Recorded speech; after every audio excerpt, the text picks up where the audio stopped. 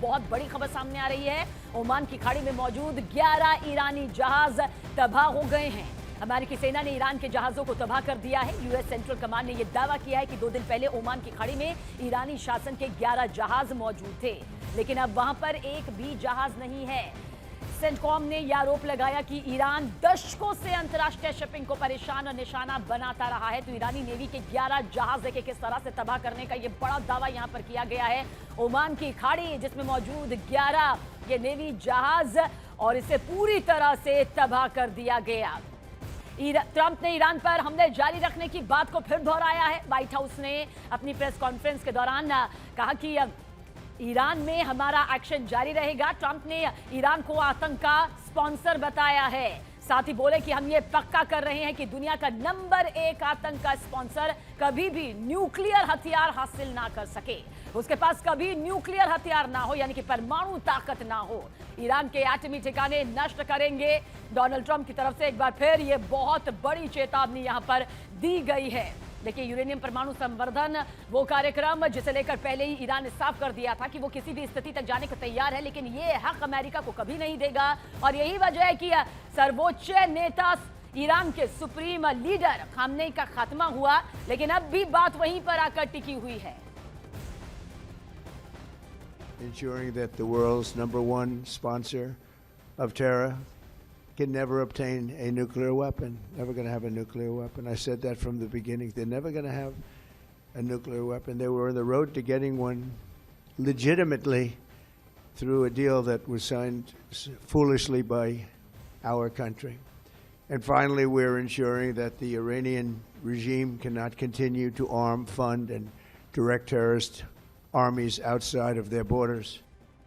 जानकारी के मुताबिक ईरान के हमलों में जख्मी अमेरिकी 3 सैनिकों की मौत हो गई, और इससे पहले 3 अमेरिकी सैनिकों की भी मौत हुई है। अमेरिकी सेंट्रल कमांड की तरफ से जारी बयान में कहा गया कि यह अमेरिकी सेना के लिए एक बड़ा नुकसान है। इससे पहले अमेरिका के 3 सैनिकों की मौत हो चुकी है, जबकि कई अमेरिकी सैनिक गंभीर रूप से जख्मी हैं। देखिए, ईरान की तरफ से भी खतरनाक हमले यहां पर मिसाइल ड्रोन के जरिए किए जा रहे हैं, जो कि ईरान की सबसे बड़ी ताकत का हिस्सा यहां पर है। अमेरिका ने कहा है कि होर्मुज स्ट्रेट सुरक्षित है, यानी कि महफूज है। अब समझिए, इसके मायने ये हैं जो सीधे सीधे उस अर्थव्यवस्था को सबसे ज्यादा प्रभावित करेंगी, जो कि जुड़ी हुई है आम इंसान से भी। होर्मुज स्ट्रेट को लेकर ये 2 तरफा जो तस्वीर है सामने आ रही है, जहां पर IRGC की बहुत बड़ी चेतावनी है, इसे बंद कर दिया गया है। जो आएगा आग के गोले में तब्दील हो जाएगा। तो अमेरिका की तरफ से यह दावा है कि होर्मुज जो है वो पूरी तरह से सुरक्षित है, सेफ है, लेकिन होर्मुज स्ट्रेट को लेकर IRGC की यह सबसे बड़ी चेतावनी है कि होर्मुज स्ट्रेट जो है, अगर यहां से कुछ भी गुजरा तो फिर उसके बाद उसे पिछले साल के सबसे ऊंचे स्तर पर पहुंच गई है, जिसे लेकर आज शिपिंग मिनिस्टर बड़ी बैठक करेंगे। और इस बैठक में तेल इंपोर्ट और स्ट्रेट ऑफ होर्मुज के असर की समीक्षा की जाएगी। जैसा कि हम जिक्र कर रहे थे, ये बात सिर्फ 2 देशों की नहीं है, ये उनके वजूद की नहीं है, ये है वैश्विक तौर पर अर्थव्यवस्था पर पड़ने वाले सबसे बड़े असर की। क्योंकि इससे पहले पेट्रोलियम मंत्री हरदीप पुरी ने तेल आपूर्ति की समीक्षा की थी। सरकार स्थिति पर अपनी पैनी नजर रख रही है, ताकि देश में पेट्रोलियम उत्पादों की उपलब्धता और कीमतें जो हैं वो नियंत्रण में यहां पर रहें।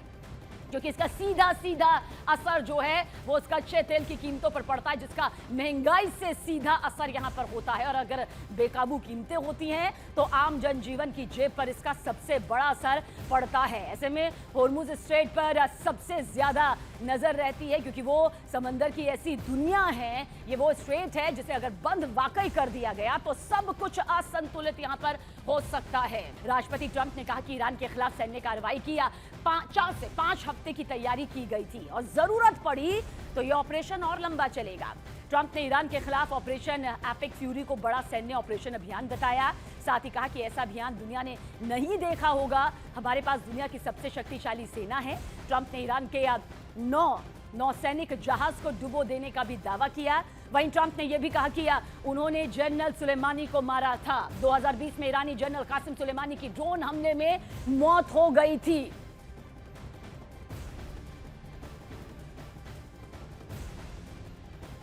Our military in the world, and we will easily prevail. We're already substantially ahead of our time projections, but whatever the time is, it's okay. Whatever it takes, we will always, and we have right from the beginning, we projected 4 to 5 weeks, but we have capability to go far longer than that. बाज Araghchi ने बड़ा बयान दिया है। उन्होंने America को चेतावनी देते हुए कहा कि खamenei की हत्या धार्मिक अपराध थी, जिसके नतीजे गंभीर होंगे। खाड़ी देशों में अमेरिका के सैन्य बेस पर हमलों को सही उन्होंने ठहराया। कहा भले ही यूएस बेस का इस्तेमाल हमारे खिलाफ ना किया जाए, फिर भी वो बेस हमारे लिए सही टारगेट हैं। विदेश मंत्री ने क्षेत्रीय देशों के साथ युद्ध को सीधे तौर पर नकारा है। साइप्रस की रक्षा के लिए ग्रीस ने फाइटर भेजा है। ईरानी ड्रोन हमलों के बाद ग्रीस का यह बहुत बड़ा कदम है। ग्रीस की जो एयरफोर्स है उसने F-16 को साइप्रस में तैनात यहां पर कर दिया है। अमेरिका के 3 फाइटर जेट क्रैश हो गए। अमेरिका ने कहा कि कुवैत अमेरिका ने इन फाइटर जेट्स को दुश्मन का विमान समझकर निशाना बनाया। सभी अमेरिकी पायलट सुरक्षित हैं। दूसरी तरफ ईरान के टॉप नेशनल सिक्योरिटी अधिकारी अली लारिजानी ने कहा कि ईरान अमेरिका से कोई बातचीत नहीं करेगा। ये बयान उन खबरों के जवाब में आया जिनमें कहा गया था कि ईरान ने अमेरिका से फिर बातचीत शुरू करने की कोशिश यहां पर की है, लेकिन साफ कर दिया गया कि अमेरिका के साथ खamenei के खत्म के बाद अब किसी तरह की कोई बातचीत यहां पर नहीं होगी। यानी इतना तय है कि अभी ये महायुद्ध और खतरनाक स्तर पर पहुंचेगा।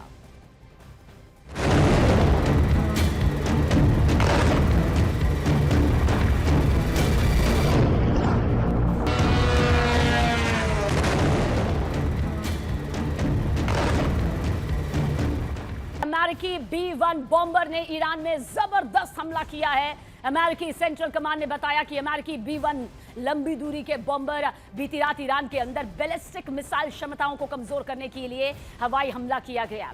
अमेरिकी कमांड ने कहा कि यह कार्रवाई अमेरिकी राष्ट्रपति के निर्देश पर की गई और इस हमले का टारगेट ईरान के मिसाइल फैक्ट्री को जमींदोज करना था, यानी कि पूरी तरह से नेस्ते नाबूद यहां पर करना था।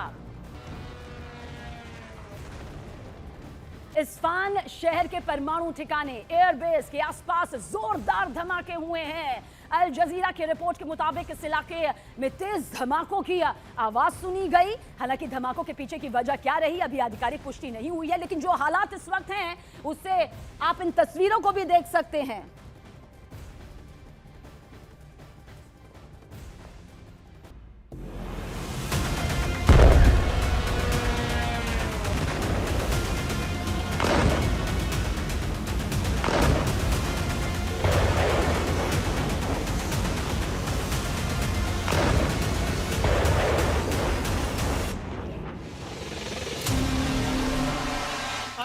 अमेरिका का सफाया, तीसरे दिन ईरान का तूफानी हमला।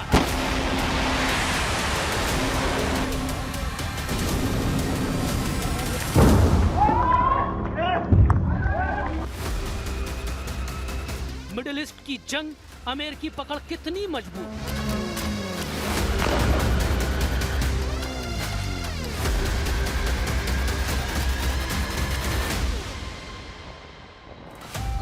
सीधे जंग में उतरा ईरान, अब मैदान बराबर होगा।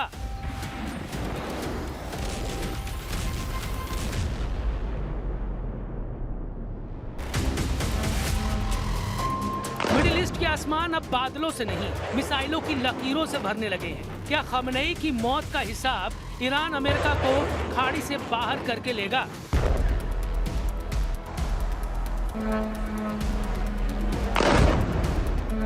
दुबई और अबू धाबी, जहां कभी कारोबार की रोशनी थी, अब एयर डिफेंस की चमक दिखाई दे रही है। अमेरिका का सबसे बड़ा साझेदार सऊदी अरब अब ईरान का सबसे बड़ा दुश्मन बन गया है।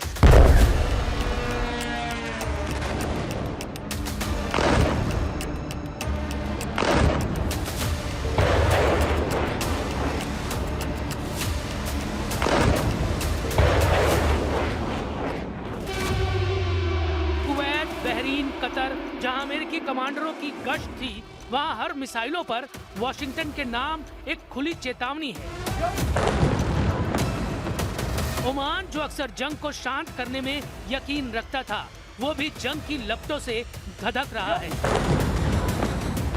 ईरान, जहां से अमेरिका की लंबी जंग शुरू हुई थी, अब वही जमीन नए टकराव का बैटल ग्राउंड बनती दिख रही है। सबसे बड़ा सवाल है, क्या ईरान सिर्फ जवाबी हमला कर रहा है या मध्य पूर्व के नक्शे को नए सिरे से खींचने की शुरुआत कर रहा है?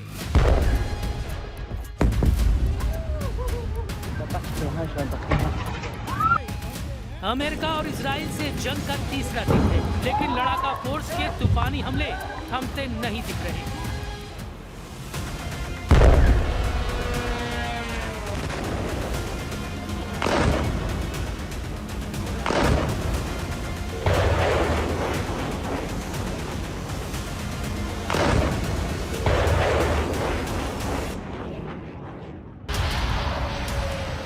तीसरे दिन ईरान का निशाना बना सऊदी अरब का रास तनूरा तेल परिसर।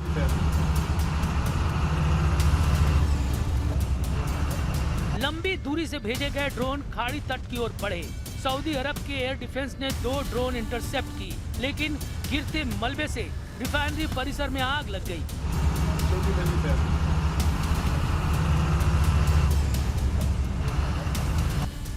सऊदी अरामको का ये कॉम्प्लेक्स मिडिल ईस्ट की सबसे बड़ी रिफाइनरियों में से एक है, जिसकी क्षमता प्रतिदिन करीब 5.5 लाख बैरल की है और ये कच्चे तेल का प्रमुख निर्यात टर्मिनल है। ईरान का संदेश साफ है कि अगर अमेरिका इजराइल गठजोड़ ईरान पर वार करेगा तो इसका जवाब वो तेल की नसों पर वार करके देगा। अब सवाल है कि क्या ये सिर्फ चेतावनी थी या ऊर्जा बाजार जंग का नया मोर्चा बनने वाले हैं? ईरान से उठी चिंगारी ने कतर को भी झकझोर दिया। कतर सरकार ने दावा किया है कि ईरान ने दोहा के ऊपर 65 बैलिस्टिक मिसाइलों और 12 ड्रोन से हमला किया। हालांकि कतर की एयर डिफेंस ने ज्यादातर हमलों को हवा में नाकाम कर दिया, लेकिन मिसाइलों के मलबे में कई लोग घायल हो गए और इलाके में अफरा तफरी मच गई। यह हमला कतर पर सिर्फ मिसाइल अटैक नहीं था, बल्कि टारगेट पर थे अमेरिकी ठिकाने जहां अमेरिका का मध्य पूर्व ऑपरेशन चलता है, और इसकी वजह से कतर का एयरपोर्ट भी निशाने पर आ गया, जिसके बाद एयर ट्रैफिक रुक गया और हवाई सेवा बाधित हो गई। एक्सपर्ट्स का मानना है कि यह हमला अमेरिका और इजराइल के हमलों के जवाब में खाड़ी देशों पर दबाव बनाने का है। आयतुल्लाह खमेनी ने पहले ही चेतावनी दी थी कि अमेरिका का मिलिट्री एक्शन और टकराव की नीति पूरे इलाके को अस्थिर कर देगी। آمریکایی‌ها بدونن که اگر این دفعه جنگی را بندازن این جنگ आज हालात उसी दिशा में बढ़ते दिख रहे हैं। तनाव अब सिर्फ 2 देशों के बीच नहीं रहा, बल्कि आसपास के मुल्क भी इसकी चपेट में आते नजर आ रहे हैं।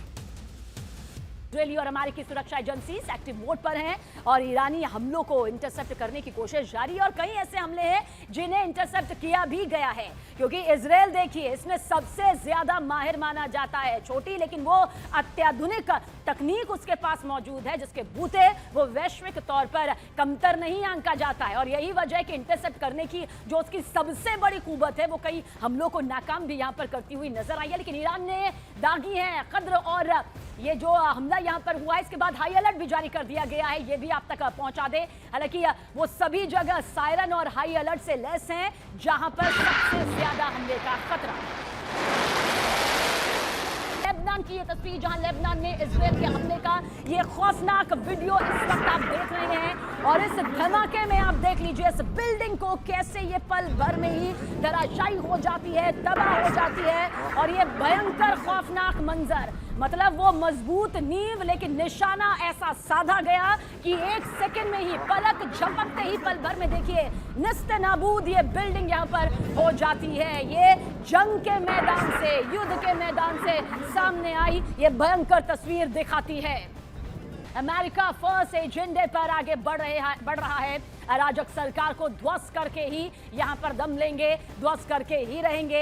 ये डोनाल्ड ट्रंप की तरफ से न सिर्फ बड़ी चेतावनी है, बल्कि ये उस भविष्य की तस्वीर यहां पर दिखा रही है जिस पर साफ ये है कि ईरान के वजूद के खात्मे के लिए किस तरह से ये बड़ी तैयारी यहां पर अब हो चुकी है। और जो अमेरिकी बेस को निशाना बनाया जा रहा है वो ट्रंप की बौखलाहट को और ज्यादा बढ़ा रहा है। ईरान के हमले की आशंका को देखते हुए सायरन यहां पर बजने लगे हैं।